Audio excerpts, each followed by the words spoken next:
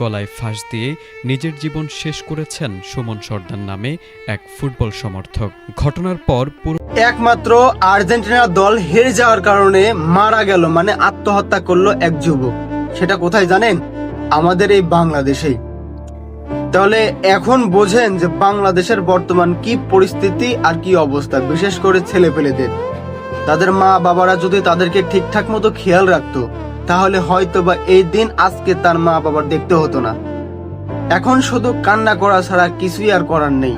ছেলেপেলেদের যদি আগে থেকেই খোঁজ খবর রাখতো যে কোথায় কি করতেছে, আমার ছেলের কি দরকার, কি নিয়ে সে বেশি উৎসাহিত বা টেনশন করতেছে, ছেলের পাশে যদি রাখতো, খেয়াল রাখতো, তাহলে হয়তো বা তার মা বাবার আজকে এই দিনটা দেখতে হতো না। এটা বাংলাদেশের কুষ্টিয়াতে এই ঘটনাটি ঘটেছে। আর্জেন্টিনা দলের খেলা ছিল, আর্জেন্টিনা আর স্পেনের ম্যাচ ছিল। আর্জেন্টিনা ফাইনাল ম্যাচ হেরে যায়।